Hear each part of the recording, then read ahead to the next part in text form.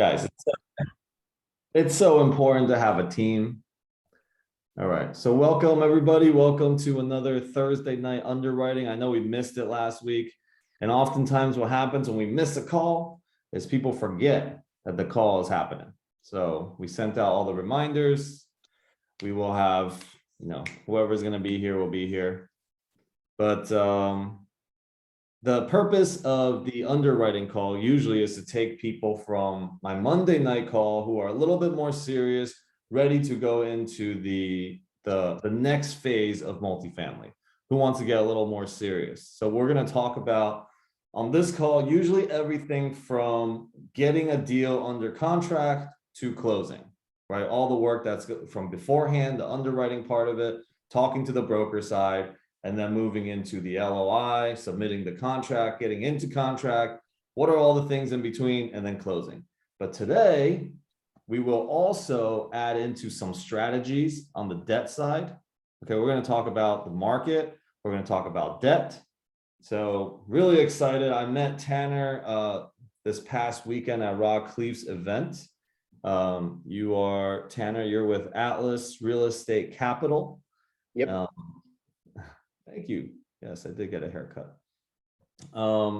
So I'm going to be sharing and introducing Tanner in a second, but everybody, you can see where Tanner is and who he is. Also, where am I? How come I don't see myself? Oh, there I am. Cool. So we're going to start where we left off 2 Thursdays ago, where we were talking about seller financing and the different techniques that we've been using to try to close our Fort Pierce storage deal. So we'll continue to use that deal. It's closing this coming on Monday, but we will continue to use that deal as the example and as a space for us to learn. All right, so in today's market, and Tanner's going to share about the debt market and everything that he thinks is going to happen, but in today's market, I still think it's always a good time to buy. Okay, I'm bullish when the market's up and when the market's down. But when the market is up, or when the market is down like where it is right now, this is a great time if you can underwrite and make sense of deals and you last through this time, this economic downturn. When the interest rates come back down, when the market turns around, this is where you can refi and you're going to catch all the gains. Okay, all the hard work that you're putting in now, it's only going to pay off when the market turns back around. So don't get scared, because most people will say it's not a good time to buy. And those people will also miss out on wherever the turnaround is. They're trying to catch the bottom. There is no such thing as trying to catch the bottom. Okay, you can get lucky and catch it. But if you are consistent in your purchases, in your underwriting, if you get good at underwriting, if you get good at analyzing debt, okay, and making solid and educated pro formas, okay, implementing business plans, there is no better time in the next, I don't know, 12 months, 18 months, 3 years, whatever it is that this market is going to take to turn. Maybe it's going to turn in February. I don't know. But we're not going to stop buying. I'm going to put another property under contract next week as soon as this one closes. So I talked to Tanner about both of these deals, but we are going to use the Fort Pierce deal as our classroom today. All right, so just in case anybody is unfamiliar with the Fort Pierce deal, the Fort Pierce deal is a 17,000 square foot warehouse plus 196 units of storage plus 96 parking spots, RV parking. Okay, it's all this land that is, it's just all grass right now. So we're looking to actually make it a nice RV parking spot, okay, or boat or trailers, whatever is going to be there, commercial vehicles. That is a lot more extra income that's coming in.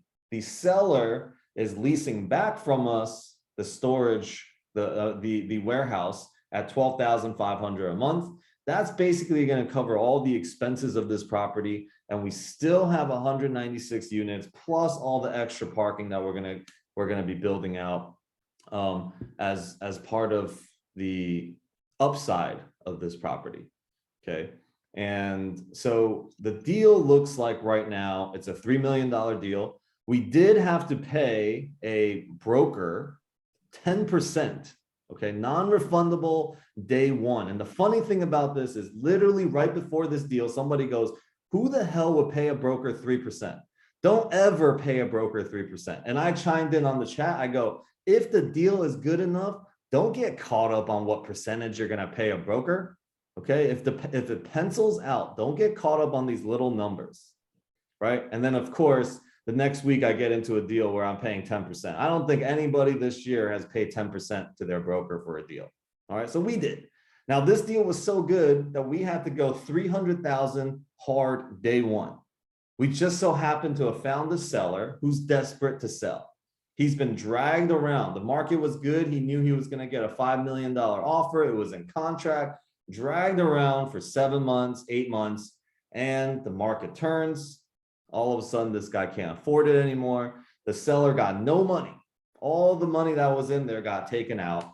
He got no money, wasted 7 months, and now he can't sell the property for what he wanted to sell it for. So he's giving up like $2 million. But he's not willing to go down to 2.5 million, because based on the debt market right now, if we went and got actual debt on this thing, a bridge debt or something like that, before we go into the capital expenditure work, we would have had to offer 2.5, $2.4 million, right? So he went with a guarantee sale, which the broker, an auction broker, was like, I guarantee you I will sell your property. So before it went into auction, we actually made a really strong play at it. And we were like, what does it take to get this under contract beforehand? So what it took was a $3 million offer, 300,000 to the to the broker, day one, non-refundable. There is no terms. There's no like contingencies to anything. It was just day one, 300K. So we have to come up with that, right? I mean, on this deal, this speed, a lot of times when it's a really good deal, speed is necessary. So I just happened to have had a couple people that I was mentoring, and they were ready. I told them, hey, be ready. Okay, either you have your money ready, or whatever it is that I think people have, they got to be ready. And as soon as this deal came, I called 3 people. All 3 were ready. Within 2 hours, they went to the bank, wired the money, and the broker was very impressed. He's like, wow, in 2 hours. I had to miss a flight, okay, to make this deal happen. I was sitting at the airport making this happen. Caroline was sitting there with me. I was like, nope, I am not hopping on the next flight. Give me a later flight. I'm just not going. I got to get this deal done. So long story short, we got the deal on the contract. Now, the other thing is that this deal gets to be funded in 30 days. All right. It takes 15 days just to get the 506B syndication paperwork before we can even collect money. So then we got 15 days to raise 1.5 million to close this deal.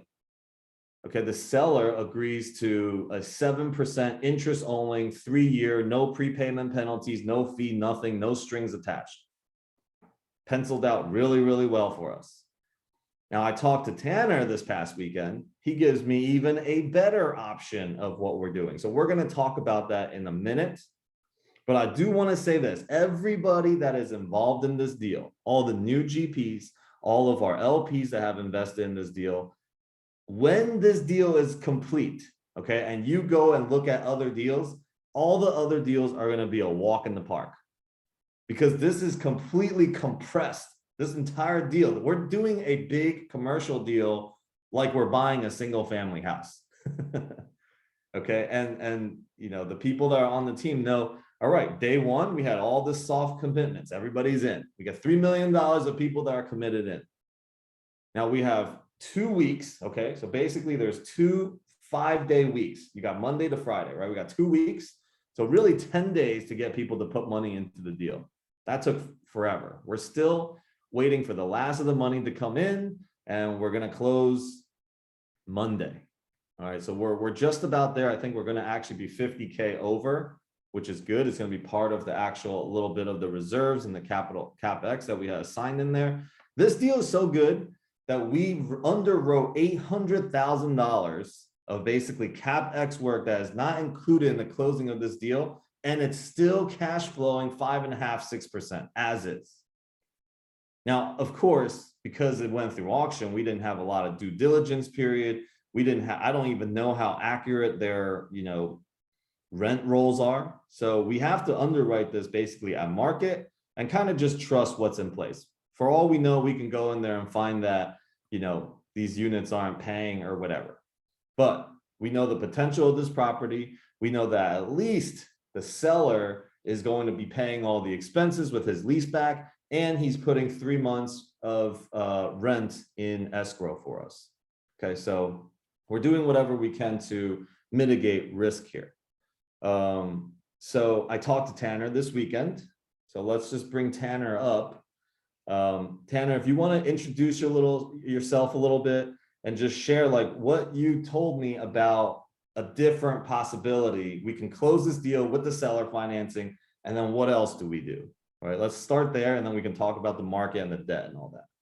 Of course, right. So one of our favorite things to do is close on seller financing with no Wait. Before we do that, why don't you just introduce yourself real quick, like your background, your history, and all. Yeah, where did you work? So I'm Tanner. I sit in Cleveland, Ohio, and I work for Atlas Real Estate Capital. We're a commercial real estate debt and equity origination firm. So basically, we help people go out and find loans in situations just like this. Personally, I'm kind of our multifamily expert. We do self-storage, mobile home parks, retail, office, what have you. And we really bring deals to the entire capital stack. So whether that's banks, CMBS, which is kind of Wall Street money, the agencies, which are Fannie and Freddie, who do mostly apartments, bridge funds, who do a lot of, value add and capital expenditure kind of stuff.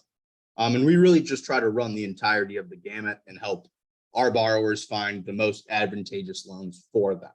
Wait, so hold on. Before we move on to, just for anybody new here, can you explain to them what a capital stack is in a deal? Because I think this might go over some people's heads. Of course. So the capital stack is basically all the money that you need to get something closed. Usually that starts with debt in my world, and then it comes down to the different equity investors or basically anybody who's going to have stake in the deal and bring money or cash to the table. What are some examples? Who are some examples of the equity investors besides the retail? You've got your GPs and your LPs, obviously. Those are kind of the high level, two different scenarios that I would kind of go off of. You've got your cash investors who are passive, and then you've got your GPs who are usually operating, adding value through, sourcing different things for the deal. Yeah. What about like family offices and those types of things? So preferred equities. I'll talk a little bit. Right. You've got your preferred equity, family offices who are going to do what we often call mezzanine debt, which would be on top of your first mortgage. There's a lot of different ways to raise capital and get deals done. And we have access to a lot of those different kind of, whether it's a KP who's really just looking to park some dough and, sign their name on the guarantee for the loan, or if it's somebody who's looking to get their hands dirty and really help with the property itself. I consider that all to be part of the capital stack. Yeah, and just to add on a little bit, those are relationships that you have to build. And so Tanner already has these types of relationships. So he is a good resource. Like you want somebody like Tanner on your team that you can reach out to. So we're going to put his info in the link, and it's also going to come with the follow-up email. But the thing about how we've been doing multifamily is we're doing just GP, LP, and then we have the debt, right? So that's how we run most deals. So maybe we need to raise $8 million on an $18 million deal. Now, the bigger guys and the guys that maybe Tanner knows and that he's helped, maybe they raise $8 million on an LP side and they can do a $60 million deal, right? Because there's that preferred equity that comes in, the family offices, the guys that come right after the debt. So that's the difference. I mean, I was sitting with a guy who's worth 500 million. He's like, look, you guys are raising $8 million on an $18 million deal. I'm raising $8 million and doing a $60 million deal. right? I mean, that's just becomes, the more you are in this game, the more relationships, the more people you meet. This is why these calls are so important too. You want to leverage people. You want to get to know people. You want to be around the right room, go to these conferences, meet people like Tanner. And this is why conferences are so important. If you are not going to conferences, find one. Rockcliffe does one, Brad Sunrock does one, Grant Cardone does them. So get yourself there, get on these calls. I always bring people on Monday nights, and now on Thursday night, resources for you guys. So sorry, go ahead, Tanner. Oh, of course. You want me to kind of dive into the deal now, or? Yeah, let's talk about the deal a little bit. I love this deal. Yeah. You know, obviously everyone kind of knows the deal itself. And the way that I look at it is typically based off of two things. What's going to be the best option for the borrower, and then what's kind of going to be long-term the best loan option kind of after you've added your value. So there's kind of two scenarios that I like to look at. I think what we're going to try to focus on today is next steps. You know, once we get this property closed, how do we improve our cash flows? And a great way to do that is to put on either higher leverage debt or lower rate debt. Now, I think that in this scenario, we've got the opportunity to do both.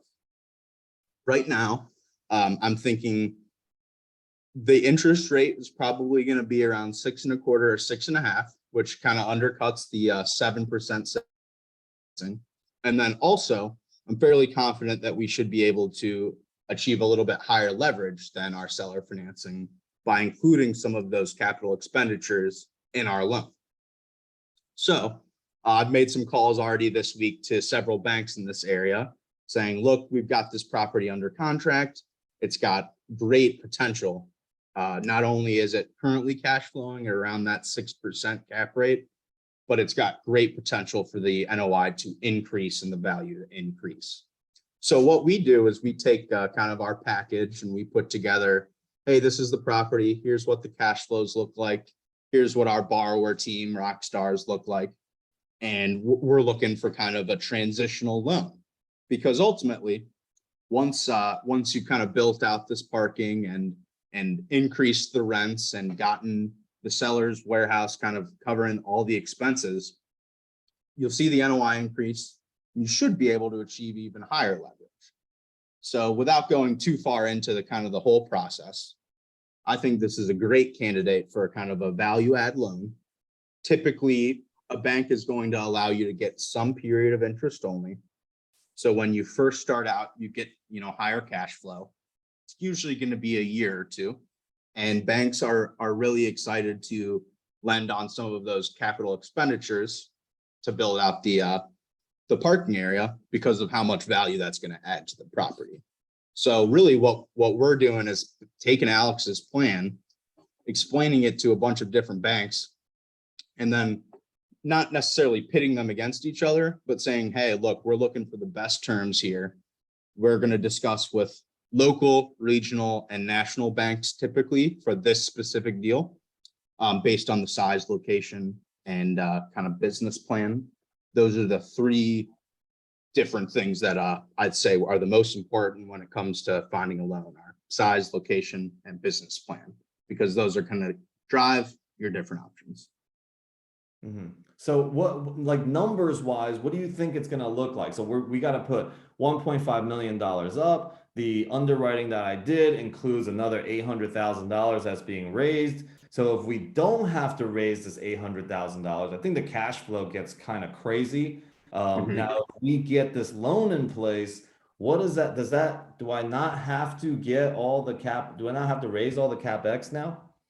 Essentially, yes. Yeah. So what the kind of the operative way that they would do that is they'd put a reserve aside and say, we're not going to just give you this money, but if you can complete these repairs, show us that you completed the repairs, we'll send someone out there, just a quick inspection, and you can show us, hey, we spent $4,000 to develop this entire thing. They would give you that money as part of a draw process. Mm-hmm. So basically they're setting it aside for you. You can complete the work, and as you complete it, they'll continue to fund that for you. typically what I do in my syndications, because I'm also a raiser and investor, is I raise a small portion of the CapEx so that we have a little bit of runway to start the project and not wait on, different subcontractors and all the issues that can arise through that. But you've got a little cushion and you can start doing all the work and then applying to get your refunds basically from the bank. And they're not going to charge you interest on that until you draw on it too, which is another great difference between that and maybe raising money from an LP, because oftentimes they're looking for returns based on, once they send you their money, whereas the bank is going to, allow you to kind of postpone those interest rate payments a little bit. Awesome. So, and then also if they give us bigger leverage, so right now we're going to be at 50% LTV really with the seller, plus raising another 800K. We're going heavy into the other direction. So what's the bank going to give us, and what would the difference really look like in terms of maybe maybe money comes out? Exactly. Yeah. Especially in this scenario, now that you're fully raised for this deal, and it's kind of close and then do the loan, I think that there's a great possibility for some cash out here, because realistically, all the returns are being not diluted, but they're not nearly as outsized the more money you have to raise day one.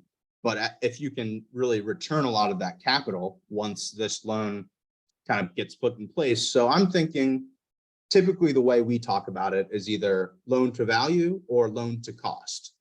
In this situation, I'd probably talk about it as loan to cost, because we've got that 800,000 kind of set aside for CapEx.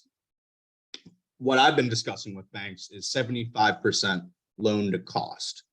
That probably wouldn't include the 10% for the broker. So I'm thinking that total cost, kind of purchase price of 3,800,000 in CapEx, 75% of that is what I'm thinking our total loan amount would be. Then they would kind of back into your initial amount by subtracting out the 800. So I don't know off the top of my head what 75% of 3.8 million is. About 2.85 million. Okay. So I'm thinking that our day one loan amount would be about 2.05 million with 800 set aside for CapEx. And, right off the bat, comparing that 2.05 to your seller financing, you're already seeing some of the cash come out, and it gives you a lot of flexibility. I think that's about kind of what I love. That's about $500,000 backed out day one, right after we close on that loan. Wow. And then you can decide to do whatever you need to do with that, whether it's start to pay off investors, whether that's, really kickstart your renovations, whatever, is going to really add the most value for you. Yeah, that sounds like an amazing game plan. So I just want you guys, whether you're in this deal or not, I want you guys to know, like, this is what's possible right now. There's a lot of creative ways to do things. And the more the more pieces of the puzzle, the better decision you can make on a deal. And the more money you can make your investors, the more money you can make your partners. The more money you make your investors and the more money you make your partners, the more money you will have and the better relationships you will create. Yeah. And now you got more deals. You're going to build a good reputation for yourself for being involved in a deal like this. And on top of the fact that you're going to learn at such an accelerated pace. Okay, because a lot of deals are just very cookie cutter. It's just very simple, right? It's very simple things. This is like you're putting all sorts of things together, and that is the best way. And I want to share with everybody on this call, because you guys can all passively learn through what I'm doing in this deal. Okay, the GPs on this deal, they already know. Okay, they know how high and how stressful and intense it is. There's probably no more, I haven't experienced much more stress than the week before closing and you're still 600K shy of getting there. And there is no extensions, period. Okay, so we were talking about a lot of different things. We're talking about getting a loan from somebody, giving some GP position, giving really high interest loans back, like really short-term loans. But, trust, so much of it, like I've just been practicing so much trust and faith, and we're there. Like we just did the math, and We're going to be about 50K over what we need. And so it's a big relief for us. You know, this is literally 1 or 2 days before closing. Like we don't have that type of time. So we'll continue to raise a little bit more after this, just for that cushion that Tanner was talking about to get us started. And then we're gonna go into some sort of construction loan, right? So yeah, I'm so grateful that I met you this past weekend, that we got to sit and talk. I think of all the people I met, you might have had the most impact on me. So, you know, obviously at the beginning of this week, I was like, I need to get you on my call, right? No And question. so thank you for your time. Thank you for coming on and on such short notice, just being like, yeah, let's go. Absolutely. I love talking deals, especially this one because it's so unique. And it really gives everyone the opportunity to learn. There's a lot of different ways to take down deals, no matter what the market looks like, no matter honestly, and back to Alex's point, turmoil just begets opportunity. Yeah. I mean, there are so many different ways to take down deals, you know, and this is why I think it's a really great time. Like my mentorship group is starting on Tuesday, and we're going to probably do 4 or 5 deals out of that mentorship group. And probably most of them are going to be creative. It's going to be creative. We're going to do things creatively. So there was another deal that Tanner and I was talking about, which is my Vegas deal. He got a chance to look at it, and we were talking about assuming the LLC, right? Because let's just talk a little bit about that. Like, I know you said in Ohio, you know, a lot of deals are done that way. So can you share with us a little bit of what that actually looks like, and maybe what are some of the risks that come with something like that, and how do we mitigate Right. that? Yeah, great questions. So kind of to go high level on kind of purchasing the LLC, rather than creating your own new LLC and purchasing it from them, you purchase the membership interest in the LLC. Some of the advantages to that, most of the advantages are tax related. Rather than, you know, putting it on the county's radar or the school board's radar and saying, hey, this property just traded at XYZ price. Instead, you can kind of skirt by, not put up a big red flag saying this was an opportunity to be reassessed. And it can help reduce your tax liability. It can also help the seller. I'm not super educated on exactly how, but it definitely can help the seller with some of their tax liability as well on their end on the sale.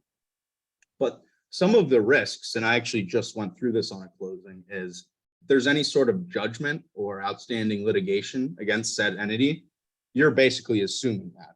So you're going to want to make sure that there's no kind of issues. You want to make sure that that entity is in good standing, because if so, you can really help your cash flows and make sure that your taxes don't jump, you know, 2 or 3-fold, and really just mitigate risk.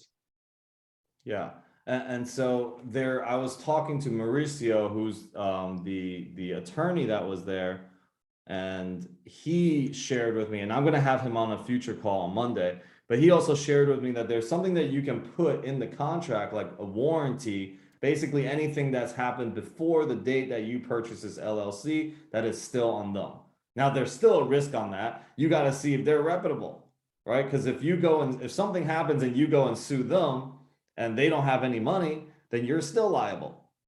All right, so that's what you also got to look out for. So in this Vegas deal, it just so happens that these guys are very reputable. They're doing big deals in Vegas. You know, there's a lot of casinos actually exchanged this way. So this is something that's done there. It's not something new. So I'm talking to some asset management protection attorneys there, and you know, trying to mitigate all the risks. So on that end, so you know, obviously, a lot of people don't want to do this because of that fear where there could be something happening, right? And I guess we can do like title searches, things like that, to kind of see if the company is clean, if there's anything, you know, going on with it, are they underwater, you know, all of that. Now, what the other on the lender side, there's also some sort of risk as well, right? With the calling of the note possibly. Right. Yeah, I'd probably not get into that too much because it gets really complicated with note calling, but it's really just talking risk reward. If if you're looking at it in a situation where you could see a large tax increase, then do your due diligence, try to figure out the reputability of said firm and do Yeah. that LLC transfer. And what I've gathered is this, okay? In all my, I've done LLC transfers like this. I've had people buy my LLC out to buy a piece of the property, or I've also done it as well. So banks are not really going to go after any profiting or their assets, right? The ones that are in good standing. There's no reason for them to go after that. Now, there is a little more incentive for them to do it because the debt that we're assuming really is at 4.2%. And now the debt's going up to 7, 8, 9, whatever it is. They can go and turn this around and make some money. But if they go and try to sell this property now at a 7, 8, 9% interest rate, this property is worth way less money than, maybe even the debt. So is there even any incentive for them to do that? I don't know, but I think as long as you're in good standing, that's not going to happen. As long as the previous owner was in good standing, that's not going to happen. And also the attorney that I spoke with said he's been doing this for 25 years. He's never actually even seen it happen. Okay, not to anybody that's in good standing. Now, if you've been underwater and they've been investigating you, yeah, it's probably going to happen if you try to change hands like that. All right, so that's another creative way that we've been talking about this Las Vegas deal. That is the next deal that I'm going to get under contract next week in Las Vegas. So many creative ways. And so, yeah, maybe the next thing we can kind of segue into is, what's going on with the market? What are you seeing? What do you think about bridge debt? What do you think about all the different debts out there and what people should be going for, maybe avoiding, and why? Right. Yeah. All those LLC transfers and loan assumptions will become more and more popular because that 4% dent from 18 months ago looks really nice right now. Yeah, for sure. So yeah, the market today, obviously, today the Fed met and discussed kind of rates. They announced 75 basis point increase to what is the federal funds rate. Basically, what that means for all of us is both short-term and long-term debt is still rising. I follow pretty closely kind of three things: Fed meetings, which is what happened today, CPI data, which is kind of the inflation, and then jobs reports. Because really CPI and jobs reports are what leads to the Fed making their decisions. Those are the kind of things that might move rates. If we look at inflation staying rampant and jobs really, unemployment not increasing, that will probably lead to further interest rate hikes. Basically, the Fed's trying to slow down the economy, slow down inflation, and unfortunately, they're going to push rates until they start to see that making a change. So if the unemployment rate starts to rise, they might have second thoughts on raising again on the next meeting, right? Precisely. Yeah. So are you seeing it starting to go? Like, I feel like even from just seeing certain things, a lot of people are getting laid off. Companies are laying off a lot of people at a time. So is it happening right now already? It is happening. Yep. It usually, well, in this case, it kind of started with tech, and now it's starting to trickle in a little bit into financial services and banking. I've just started to see some of the larger commercial real estate firms start to pull back a little on more of their speculative investments. Development is something that's going to start to slow down. Construction itself, that's something that's outsized returns, but higher risk. Those kind of plays will become a little less common. But for the layman, for us, there's really, I think, two numbers that I usually follow when it comes to rates. That would be the 10-year treasury, which is your long-term borrowing, and then something called SOFR, SOFR, and that's your short-term borrowing. Basically, both of those are going up right now. So we're seeing bridge debt, which is based off the short-term SOFR. That one is really increasing quickly. And that's, to that point is where we're going to see a lot of the opportunities. People with floating rate bridge debt, their debt service will continue to go up. They're going to have to look at selling whether they want to or not. That's kind of why I'm a little hesitant on bridge loans right now, unless you've got a very, very solid executable plan that you've kind of either done before, or you're super familiar with the market, etc. My best construction guys, they say I can get this done in 6 months. I'm very confident in that. We're fine with bridge debt. Whereas if someone's foraying into a new market, I may not recommend bridge debt simply because there's a learning curve. You're hiring new subs or new contractors. You're dealing with new government officials when it comes to affordability, what have you. So we've been doing, honestly, a good mix of both bridge and fixed rate debt. A lot more of those kind of quasi construction loans like we're looking at on this Fort Pierce deal, where there is a kind of a fixed debt component in addition to sort of the bridge. I think that's sort of our best of both worlds today, because you can lock in your rate without worrying about it going way up or way down, but you can still borrow good enough leverage to where your returns are better. All right. So let's say it's somebody buying, let's say, a Class C building that they want to go in and do a little bit of light renovation, maybe $6,000 to $8,000 a unit. What would you recommend people to be doing right now, and maybe what to avoid?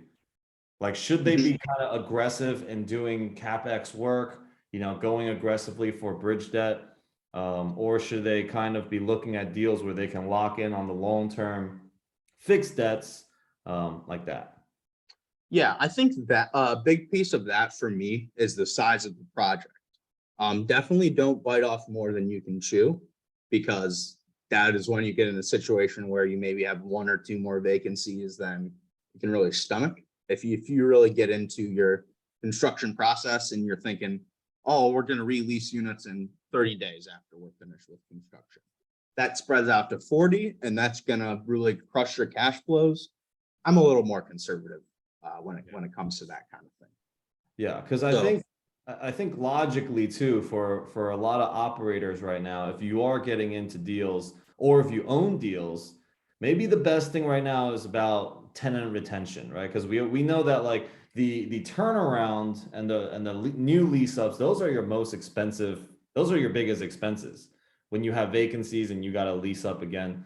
So this may not be the time, correct me if I'm wrong, may not be the time to kind of be so aggressive on, renewing rents, or having leases come up, and then instead of trying to renew them, end the lease and then do CapEx work, because also you're going to be pressed if you have these floating rates, right? So if you have, if you have this bridge debt, you're pressed for time too. You're very much on point. Tenant retention has become, even for a lot of the institutional players, a big focus, because we're starting to see rent growth slow a little bit. And with that, you're going to simply want to keep tenants in your unit longer than out of it. And a lot of our biggest owners, especially in kind of areas where the most outsized rent growth has occurred, so Tampa, a lot of these gateway markets as well, they're starting to pull back a little bit. They're thinking, I could get another $100 a month here, but it'll probably take me an extra 20 days to get that rented out. And once you run the numbers, it's much better to have the consistent cash flow. And lenders like to see that too. As you're renewing leases, you want your cash flow to be more consistent, and keeping tenants in there, maybe raising the rents a little less than initially contemplated, but maintaining your cash flow has become a lot more popular. Right. So for newer operators, I guess, who probably will have a more learning curve going into deals, especially if they don't have, experienced operators behind them. I see in a lot of these conferences, new people coming together, getting into a deal, and I've seen some of them getting into big trouble. What would you recommend for somebody, like what should newer operators kind of be looking out for right now, and what type of debt should they be going after? Right. As a newer operator myself, I'm looking for more stabilized debt. Although your leverage won't be as high and you will have to raise more money, more capital, there is a lot of creative ways to get it done. With rates where they're at right now, seller financing is becoming more and more popular, because they are not sure if they can really get the returns that they would want on a new property. So they're keeping their cash essentially in the deal and collecting, some cash flow essentially from the borrower. That's one way that I've seen a lot of people take down deals lately. It is inherently risky if you do get in hot water because you could come back from nothing, but it does give you a little bit more cushion than if you were on, say, a bank loan where they can pretty much call that pretty easily.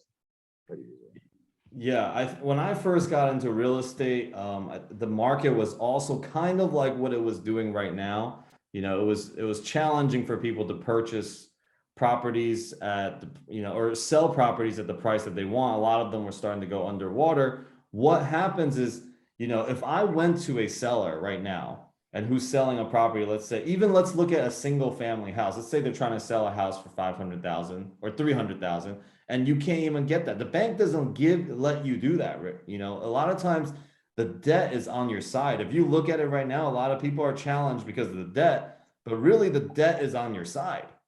Because you can go to a seller and say, dude, I love your property. I would love to pay you the money that you want for this property, but the debt doesn't let me do it.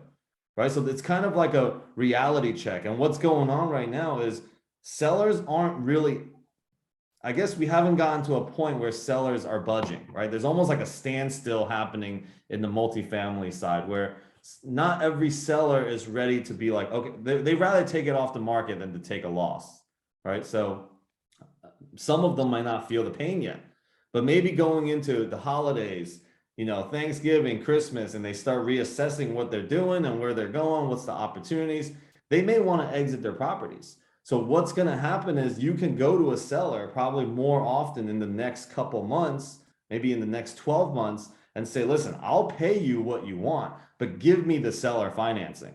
So you now have an opportunity to get good financing from the seller and offer less money. Like you may have to only put, like, let's say it's this Fort Pierce storage deal, it's $3 million. You might only have to put down $500,000 or even less to do some sort of seller financing, master lease option type of thing. There's going to be a lot more of that. Sellers are going to be more, be like, hey, listen, when the market's good, I'm going to buy your property. There's a purchase, the seller financing is still something that you're going to purchase at a certain price that you agreed upon, but let me control this property. Let me run this property. Let me do the work that I want to do in this property. But you know what? Let me give you $300,000 right now. Okay, you're going to have $300K in your pocket. You don't have to pay off your loan. You do whatever you want to do, but give me the financing on it. It's like a lease option, right? So that's going to start becoming available. This is where a lot of money gets to be made. You could put very little down to start taking down bigger deals. And I did this in the single family side and made a lot of money during this time. There were deals that I got into in lease options that I put as little as $4,000 down. I put somewhere between $4,000 to $12,000 down to control a property. And then we put another lease option in place with somebody else who can't qualify, but they want to own a house at a higher rate. So now I got a lease option here. I put them here. I collect the difference on the time of the sale or when they're ready. Now I make the difference too without a real estate agent in between. Like there's just so many creative things we can do. So it's super important. If you guys are not like educated enough in real estate right now, like focus on educating yourself about the debt. You want to be on these calls. You want to listen to guys like Tanner. You want to hear all the different stories. What is everyone doing? So that you can go out and do that. You can align yourself with the right team, but you got to focus on really educating yourself in this point so that you can take down a deal in the next 12 months, because this is probably not going to happen again for a while when the market turns back. When it's good again, it's going to be good. Everybody's going to make money. But this is a time that you're going to be able to find and take down a deal that will change your life. And I don't know what that's going to look like. Maybe it's in the duplex, maybe it's in the 10 unit, maybe it's in the 100 unit, but all of that is available. Okay. And institutions, Tanner, are you seeing like institutions like dumping some of their properties now? Oh yeah. Yeah, people are starting to make moves. It's taking a little longer than I thought it would, but there's a lot of people who are starting to make moves that maybe they don't even want to make, but they have to based on the market. And that's when, I'm seeing a lot of opportunities, just getting a lot more calls. Hey, what do you think my property's worth right now?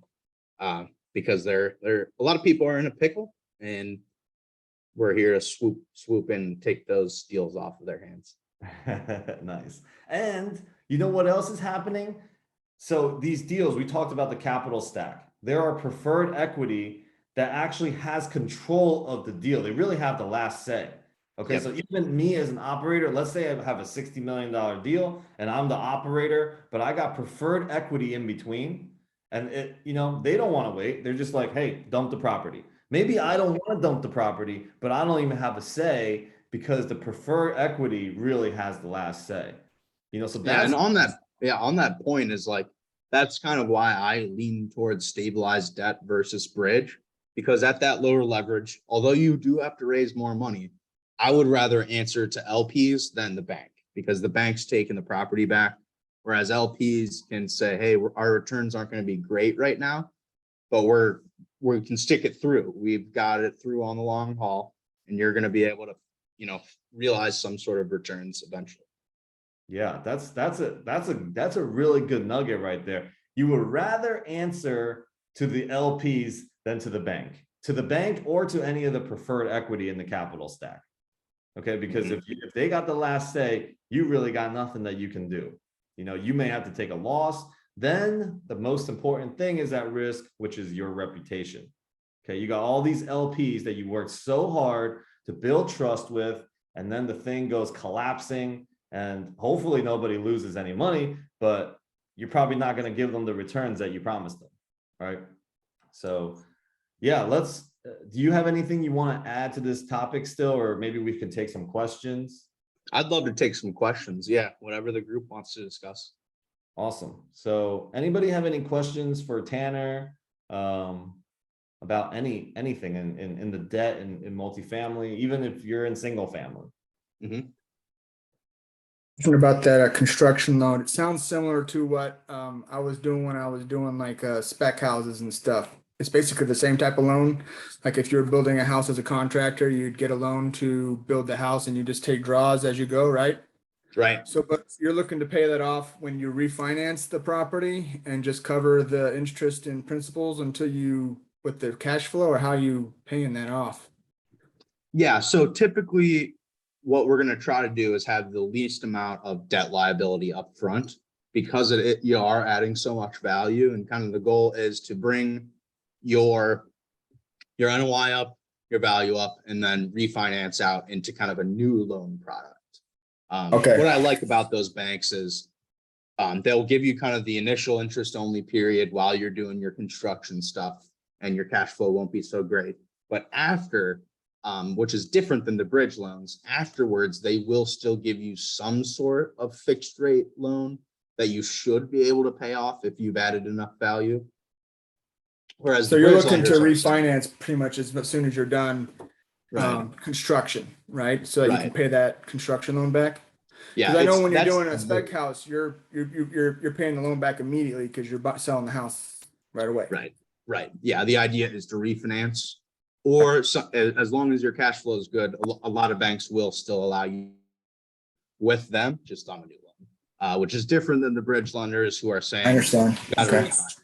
Yeah. And the then bridge lenders are going to say, pay us now. I didn't understand on the LLC, when you're taking over the LLC, you're still you're still getting a loan from somebody with your LLC, and then you're purchasing so you're still getting all the same debt, but what debt owns that LLC? What LLC owns the debt? It really depends on the property itself. There's a lot of different types of LLC debt you can assume. And that's kind of the reason why you would assume an LLC typically. Outside of the tax difference is you can assume their debt as well. Most of the debt we were putting on 12 to 24 months ago is better than it's looking today. Although probably lower leverage, you might have to raise a little bit more. It's still more attractive once you put it all together. So instead of going out and getting a new loan, we're kind of just taking their loan. You're taking their loan over and adding and bringing some extra capital with it, right? Yeah. Yeah, so Okay. this, just for, as an example, this Las Vegas deal, they have a $2.5 million loan on there. And they want to get 5 million out of it. Even if I went to get a new loan, they're probably gonna make me come up with about 50% now. Right? So I might as well just assume the 4.3%, 4.2% loan by buying the LLC and still raising that 50%. Right? Because we have that, I just got to get the 2.5 million to the seller. So it's kind of like the same thing, but we avoid a lot of the things in between. Yeah, so that's the reason why we are going to take it over like that. Now, if that debt was, let's say they wanted 5 million and that debt was, 1 million, then we probably will not want to buy that LLC in that way, because then we have to raise $4 million, and that's just kind of silly now.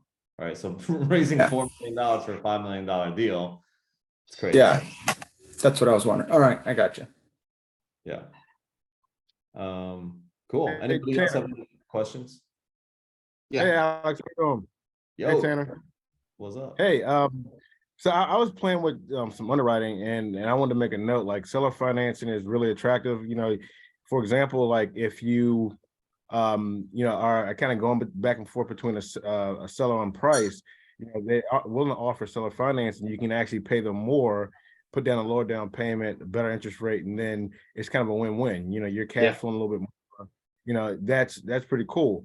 Can you explain like kind of like how seller financing is different than assuming a loan?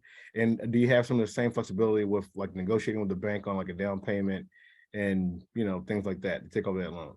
Right. That's a really good question. Typically, the bank's not going to play so much in your favor when it comes to assuming a loan. In most situations where the loan changes upon assumption, it's actually, you have to do what's called right sizing the loan, and you're going to actually have to bring even more capital because when you assume a loan, a lender still will underwrite the cash flows and make sure that, based on the price or based on this cash flow that of the property, that you can still cover debt service. So we are starting to see a little bit more of, hey, although you're assuming this loan, we're actually going to make you pay down 10% of it at acquisition because your new cash flow just isn't covering this loan amount like it used to be. Yeah. So I'd say sellers are much more, open to that than a lender itself. Yeah, because if you think about it, there's still a DCR that you have to meet. And when you buy at a higher price, you got to cover more of it. And so you got to pay down some of that loan. So this is why actually you're seeing the loan to value, a lot of the loan to value being higher, 40, 45, 50% now, because the interest rates have gone up. That means people's, your cash flow is going to be lower. Your DCR is going to be lower. And in order to get that DCR up, you have to put more money down. So last question, like a second order of a question. So does this matter with agency debt versus some other type of debt? Does that factor in a little bit? When I talk about right sizing, I'm talking about the agencies mostly. They're notorious for that. If you're assuming a bank loan, they're going to be a little bit more reasonable, I'd say. The agencies are really looking at their playbook and spitting back to you what the playbook says, and they're not flexible. No, thanks. That's very, very helpful. Thanks so much. Yep. Cool. Yeah, as great as the agencies are and have been over the last 5-6 years, they're not flexible. They've got their bucket of money and they lend on a specific bucket of properties. And that's kind of where I add a lot of value, is I know exactly what they will and won't take and kind of the backup options. So if a property is 3 miles apart from another and you want to do the same loan, we'll go to Fannie instead of Freddie. That's just a little bit of a nuance kind of thing. Yeah, I mean, all of that is just so important. Like, even as you're going into your underwriting and before you submit the LOI, like having somebody like Tanner to be able to give you the guidance, okay, instead of going into a blind or just assuming. That's probably the worst thing, is to assume, right? To have somebody like Tanner kind of give you some guidance in it, it's huge. Especially today with how volatile.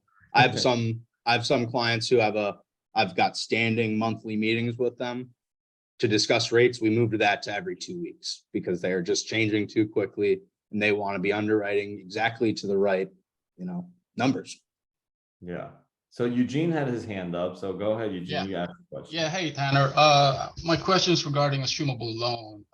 We are working on this deal. However, it's an assumable loan, it's an SBA loan. However, the owner raised a concern regarding liability if we do assume the loan. So they're very skeptical really about assuming it. They would rather have us apply for a new loan instead of assuming it. Now, my question is it possible to say, make an agreement or a contract regarding, hey, we are the one taking it over. We're gonna assume all liabilities and she's not taking any liability, whatever happens, it's gonna be all on us. Is there such thing like that?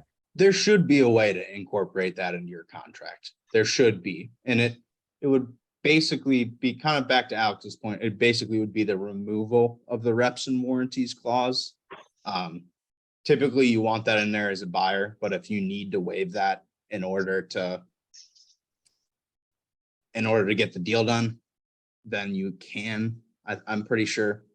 I'm not super intelligent on the SBA loan assumption, so I would definitely consult an attorney on that. All right. Thank Yeah. you. Just remember, some of these things that we're sharing with you guys, I'm not a CPA, I'm also not an attorney. So you do have to at least go and get, some professional advice too, but this is guidance, right? The more knowledge you have, like when I go in to speak to my CPA, the more knowledge I have about something, the better answers I can get. The better questions I have, the better answers I can get. If I go in knowing nothing, the CPA doesn't even know how to answer my questions. Right, the CPA would just kind of tell me things on a general level, which is basically just like guidance. So you might as well get your guidance here and go ask the better questions, right? You always want to save your time, surround yourself with the better information, and obviously with more experienced teams. Okay, so Ghazi, you have a question, go for it. Hi, how are you guys? Good. Good. This question is not in regards to underwriting, but I don't know if should I wait until Monday or I can ask. Ask whatever. Ask So I'm pretty new to this. I've been doing single family since 2002. So last year we sold quite a few properties. We made pretty decent amount of money, and I've been hearing that to avoid taxes, if we reinvest that money with multifamily, that is tax deductible. And to what you were saying, that I was about to go and have a meeting with my CPA, but I'd rather go to her with some more questions which make more sense than just to show up and say, hey, save me some money. Yeah, of course. So you sold some properties and you've got, the funds from that, and you're looking to reduce your tax liability on those funds? Correct. Sell this year or last year? You said last year. Last year, I mean, I sold some this year too, but sorry, this year so we're going to be filing next year. So yeah, so before December we have to park some money somewhere. Yep, Oh, Victor's got you covered. 1031 exchange is what. Well, so hold on. Also, so you can do 1031, but if you're already past that, 1031, you got to declare this before you sell your property. So Right. So 1031, and you took the money out. What you need Correct. to do, because obviously you're also a real estate professional too, right? Because you're doing these things. Correct. If you're not, it doesn't matter. But either way, when you invest into a deal, okay, let's say you invest $100,000 into a deal, or if you invest 100K into our Four Peers deal, what ends up happening is we will do a cost segregation. We're going to give you a K1 that says that, you lost. We're going to run all the depreciation, majority of it up to the first year. So this is the last year to get 100% bonus. So maybe you'll get 65. If you invested 100K, you get $65,000, $75,000 of depreciation, which shows that you lost that money. okay, 75K, you can write that off against the capital gains that you got from your other deals. All right, Okay, so so, you so want- for example, if I made 100,000 and we give you, I invest it somewhere 100,000, so you can give me the depreciation of $65,000 for Right, this so- year. yeah, so Right. maybe you'll invest 150,000 and you get that whole 100K write off against your capital gains this year. So this is Okay. why a lot of times what ends up happening for people that are in this game and that have been doing it over and over, and you get super sophisticated and get super wealthy, is because people end up having to buy and invest into deals, or they give the money to the IRS, right? So you just, if you end up having to have to buy multifamily and you do this over a period of a couple decades, it's just going to be a whole ton of cash flow. And then all of a sudden what ends, so like for me, what's happened, because I've been in the game for a while, is I'm getting like, you know, a $65,000 check this month. All of a sudden the next month, another deal is refining or selling. It's 80,000, 100,000. And it just starts to look like that. And I'm still in those deals. You know, so you end up like turning the hard work that you did of flipping a property or selling a property, okay, getting the capital gains, and then now reinvesting it and really accelerating your returns, and also opening your time, because you're investing into a deal which you don't need to do anything, right? And then as you become an investor, if you want to start to step into the general partner side of it, okay, then you know, you learn, you do it by investing in a deal first, getting with a team. So like our team has been doing that. We've been, the past 3 deals that we've done, we've created 13 new general partners. Okay, now a lot of the general partners first time, yeah, you get a small percentage, but guess what? In that deal, you're gonna learn so much about it. I know that the 5 new general partners in this 4 Pierce deal, when they're done with this and they go and see another deal, they're gonna be like, that's it? We got 90 days to raise this money? Like you're gonna be sitting around twiddling your thumbs for a while on half of those deals, you know, because this deal was a 15-day deal, 15 days to do everything. All right, so, you know, even when I talked to Tanner, I was like, dude, I'm closing next week. Like, what can we do? And he's still able to provide solutions.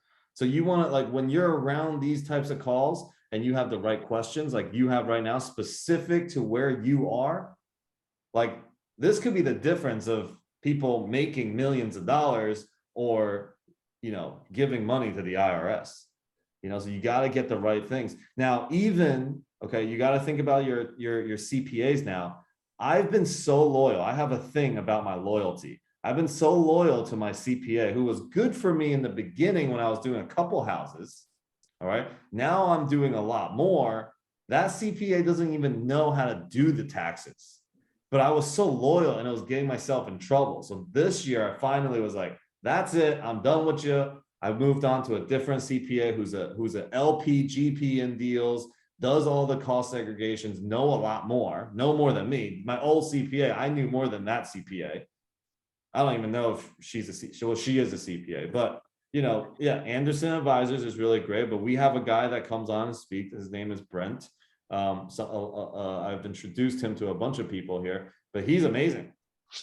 You know, Yeah. so you gotta get the right guys too. So if you want, if you have a good CPA, cool, ask him or ask her, whoever. But Yeah. if you need somebody new, we also have the resources and we can make the introductions.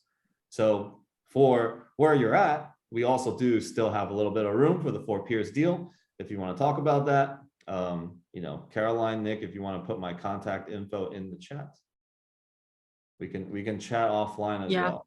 I'll do that right now. So does that answer your question? Do you have other questions? You're muted. You gotta unmute first. Sorry. No, I'm saying that's about it. I was about to get on a call with my CPA next week, but I'm like, ask you first and see what answers you have. So I'll get in touch with you next week and then let's talk. Cool, awesome. Well, there's my info at the bottom, and we can set up one-on-one calls. Yeah, love to chat with you. Thanks. Perfect. Thank you. Joshua, brother, what's up? How's it going, guys? So I had spoken to you about a deal that I had pulled the plug on because I couldn't get the financing to work because it just raised so high. I actually spoke with the seller today, and the reason why I'm asking this question is because he is able to refinance with a 5.16 rate, and it's 100%, or it's all assumable. And so he's just trying to get his partner out of this deal. So he's refinancing, getting his partners out because this partner's causing him a lot of problems. And then once he's out, then he's, he obviously he wants to sell the property again. I overheard you saying, Tanner, you're saying that assuming the loan isn't as, I guess, some beneficial sometimes, just depending on the lender and depending on what provisions are in there. Right. Could you speak a little bit to that? Yeah, so it really comes down to the cash flow of the property. And then a couple times, well, I would say it comes down to the cash flow of the property because that determines what the current loan is and what a new loan would be. So usually a 1% fee is what you pay to assume, typically with most lenders. Yeah, he was saying it was 100,000. Yeah, something like that is very common. 1% on 10 million. Yeah. What I do is whenever I look at buying a property, I compare, I do it myself, but I would say, hey, mortgage banker Tanner, what's a new rate and new leverage I could get on this deal? And then I'd say, 6.5%, 70% LTV, what have you. And then you say, well, the current loan's 5.16%, but it's only 65%. What do you think you would do? Should I go for that extra 5% LTV, but pay way more in rate? 9 times out of 10, I would go with the cheaper rate and raise a little bit more money. It kind of goes back to my point of flexibility. I'd rather answer to my LPs than the bank. I'd rather over leverage myself with maybe a little bit more LPs and maybe a tad diluted returns versus over leveraging with the bank. And, it's not necessarily about returns, but going underwater. Got it. Okay. Yeah, because I mean, currently, let's see here. So currently it is, sorry, my wife was telling me my son wants dinner. So with that, it would be at a 14 million purchase price. It would be about a 70% loan to value. That sounds good to me. I don't think I could find a loan better than that right now. Just being full transparency. That's okay. A good loan. All right.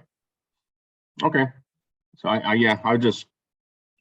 because he's probably going to close on it by the end of the year, hoping to, and then so then we'll probably take over it first part of next year, which at that time rates will probably be 8-9%. So. Definitely not out of the question. Yeah. Right. Just make sure your underwriting is good. Be conservative. Like, it's super important right now that everybody is conservative on your underwriting. There's a lot of underwriting that I've seen that are really aggressive. Like, hey, we're gonna offer a 8% pref, and we're gonna get this type of cash flow, but they usually do it after a business implementation, right? It's like the first year, it's like, oh yeah, we're only gonna be at a 1% cash flow. Like, it's a very, very risky property, when you start to, or a risky deal when you start getting that aggressive in this market. Yeah. I mean, because currently as I have it underwritten right now is, right now it is at the neighboring properties that I used as my comps. They're currently doing what I have underwritten in year 5 for us to do, and we're about $250 lower than what they are, or at least this property is rather. And I did it at a 10% vacancy for the first 3 years, and then a 5% concession on payment. So basically 15% of the total. That so I feel that's pretty conservative right there, 15% What- off the what- top. Are you using, what software are you using your underwriting with? Using Well, I haven't transferred this over to Michael Blanks yet. This is one that I had done. Remember, I told you about with RE Mentor, and then I'm okay with Excel, and so I took it and I ran with it, and I did my own 10-year projection. I ran it by a couple of other guys, and they've corroborated what I've done. So the numbers are there. I just need to transfer it over to one that everybody uses. Okay, cool. I mean, if you want, on the next underwriting call, you could bring this up and then we can also discuss your underwriting. We can discuss the underwriting, we can support you with it, and that would be cool. Okay, yeah. Because I mean, as far as cash flow, year one, it cash flows at 4% or at total of 5.7%. By year 5, it cash flows at 16%. Yeah. And what's the strategy in this? Like, how are you getting the money out for your investors? Strategy is a Refi?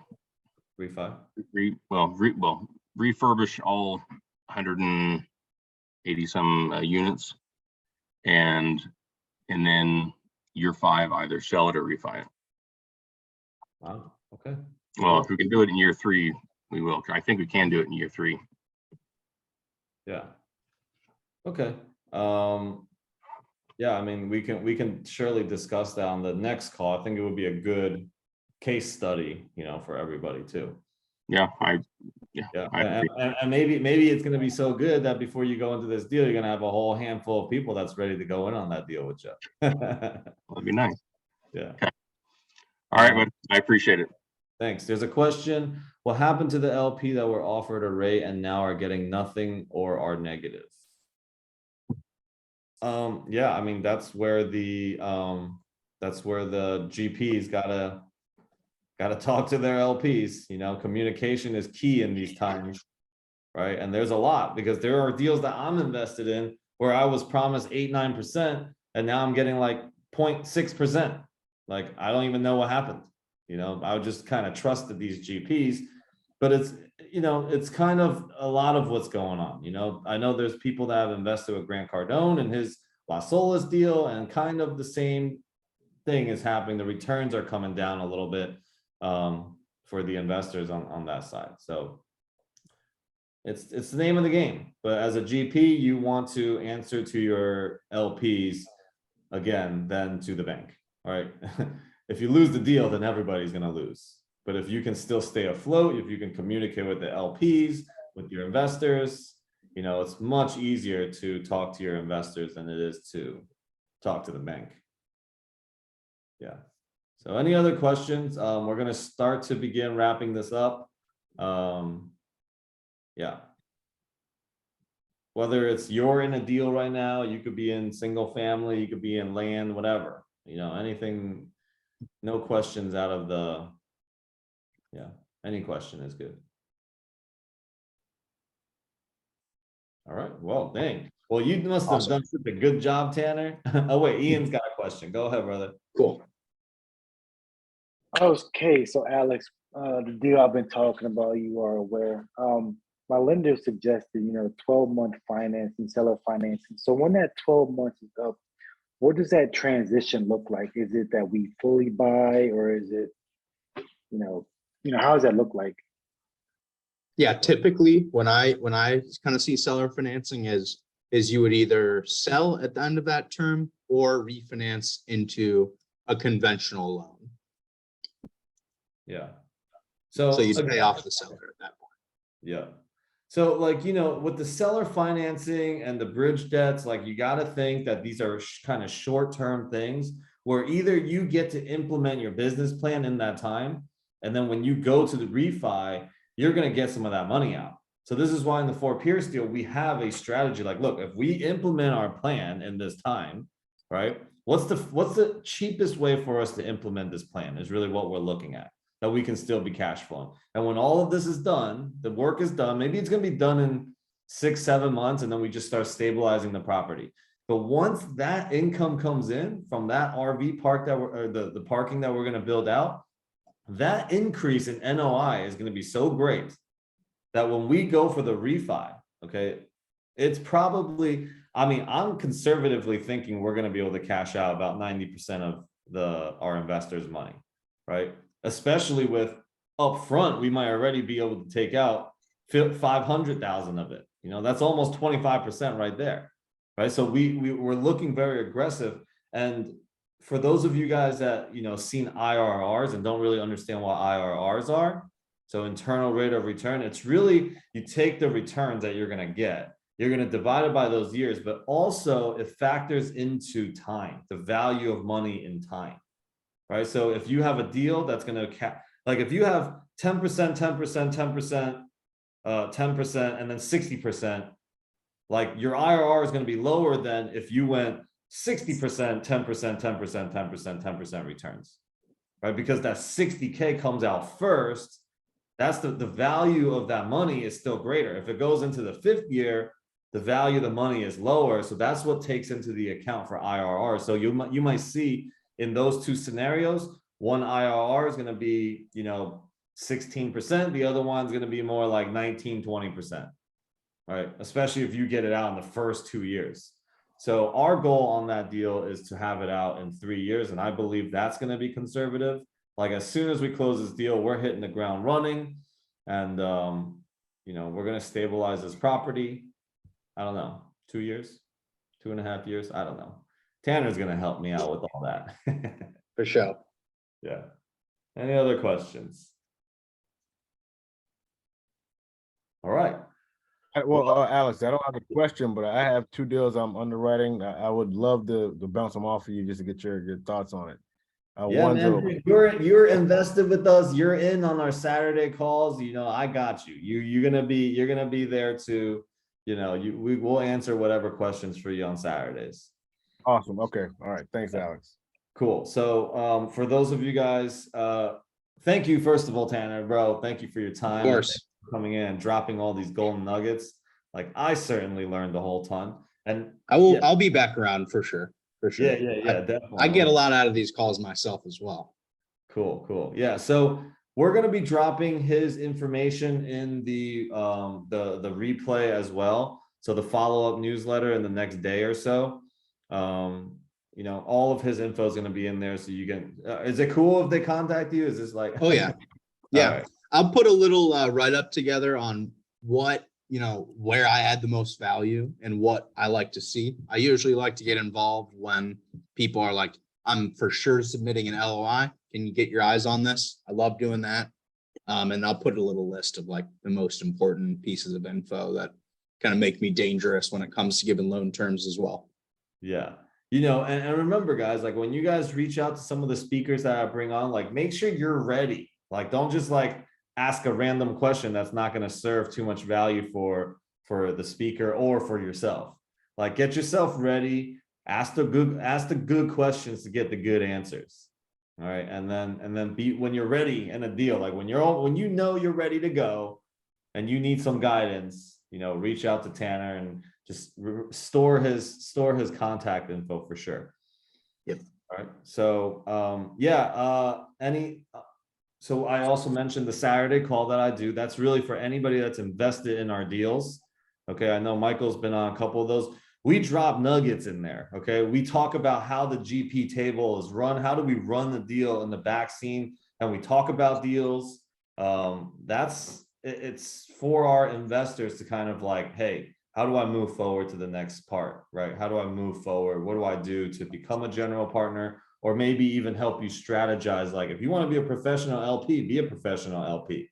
That's what I want to do. I'm really doing all this as a general partner so that the second half of my investment life, I'm just going to be a really solid LP. Yep. Right. That's really what we really want to do. It's like, hey, somebody else run this shit and I go travel the world and do the things I want to do. So that's another bonus for people that are invested with us. We're not just, you know, we're kind of small enough and our team really cares about growing and helping and growing together. So, you know, it's really about team and helping our investors grow. So that's that. And then also, last time that I will mention this is next Tuesday starts our group mentorship program. This is the Journey to General Partnership. And I can't guarantee that you're going to be in the deal, but I'm going to say that if you're committed to this program and I'm going to be committed to you, and I am going to make you a general partner on a deal. Okay. And there's going to be a lot of people that will bring different things to it. I believe there will be 4 or 5 deals coming out of that mentorship group. Okay. So yeah, reach out to me, reach out to Caroline, reach out to Nick. The follow-up email will also have more of that information.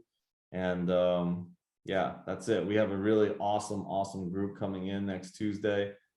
And I always think, what does it look like if 34 people on this call were on the same page, ready to take down the same deal? You know, our communication is boom, like this. What type of deals will we be able to take down?